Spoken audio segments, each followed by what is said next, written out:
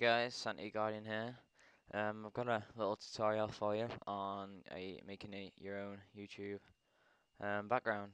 So right, let's get started. First of all, you have to print screen your layout, and then import into Photoshop, and then make a new layer.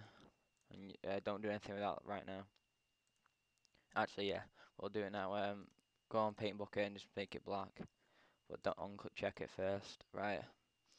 Now what you need to do is zoom in slightly because it'll be quite small, and then go on this tool, the rectangular marquee tool, and take away the top bit that you won't be using. Go to crop and crop the bit that you want. Enter. Okay, right. Now just make it normal. Right, what you have to do, you can check that now. What you have to do now is create a new layer for every single box that you make. So you're gonna go. You have to make sure you're zoomed in quite a lot now, and then make sure you go around all the edges of each box. So then when you add the stroke, it'll go right around the box and it'll look really nice. So add a new layer after every single box that you do. I'm doing this really quickly, and so you can take more time. So yours will probably be better than mine. But make sure you just take your time. You can pause the video now if you need to, and go over yours and come back in a minute once I finish mine. Make sure you go around each box, but I'm just gonna, for time purposes, go around multiple boxes at a time, and make sure you play it right down. Right, once you've done that, just hold shift and merge all the layers together. It'll rasterize them as well, so it saves you a job. And now you can uncheck the layout, and then, because I do mine in black, so I press Control I, it'll invert the colours to white. Right, first off, what we'll do is add the brush in the background to give it a bit of light. So you want a brush, have a soft brush, and take it up to where it's just going to cover each side of the white boxes. It's a bit too big. Right, that's alright. Change it to white and click once. Right, now that's done, you can add the stroke to your layout.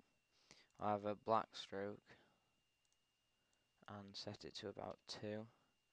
Add a drop shadow and make the distance 0, spread up to 30, and size up to about 8 or 9, and click OK. Now that looks okay now, but to change the colour, what you need to do is add a new layer above the layer that you created the brush on, and I'm going to use red, but you can use whatever colour you want, and overlay that. Now looks terrible, obviously. I might soft light actually. Yeah, soft light. You can use soft light or overlay, there's not much difference, but I'm using soft light. Now that's pretty ordinary, so what I do is to make mine better is add a new layer above all the boxes and click filter, render clouds, and soft light them as well. So it has like a fuzzy thing in the background which makes it just stand out a bit more. Now on some YouTube background layouts you'll see white strips at the bottom. To get rid of that, what you need to do is add a new layer just below your cloud one. A brush, make the brush pretty small but not that small. Change it to black and press shift and just drag it along once, and then you won't get the white background part at the bottom. Next what I'll do is add something else that goes in the background, which I got off Optic Strats. Let me just find that. Strats, there we go. Screenshots, and what I'll add is some fire and a flare, and then the flare too as well.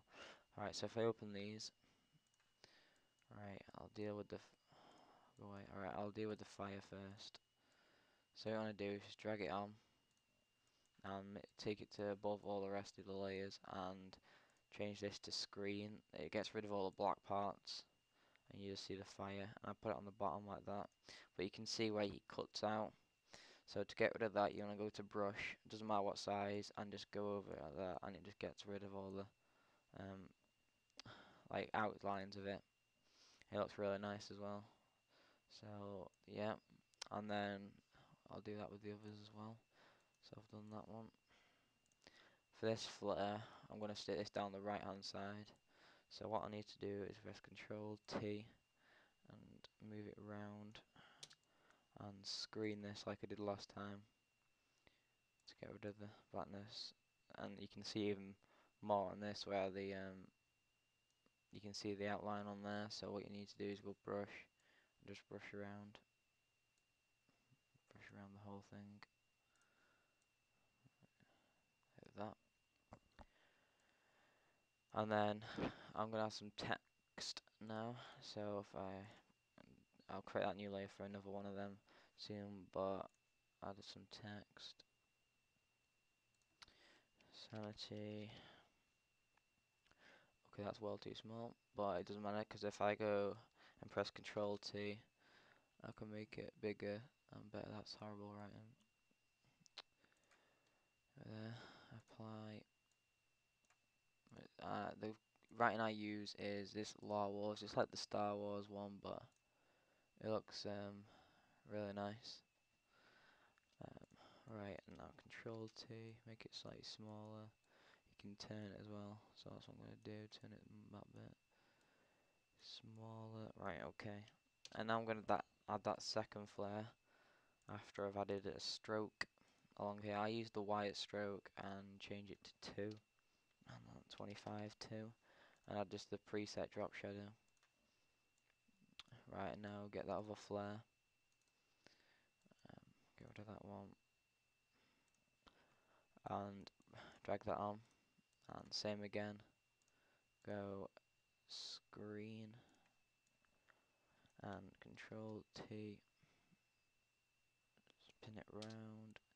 I'm going to put that right there, and then I'm just going to go around the edges of this one as well, so you can't see it anywhere. Right, now that's done.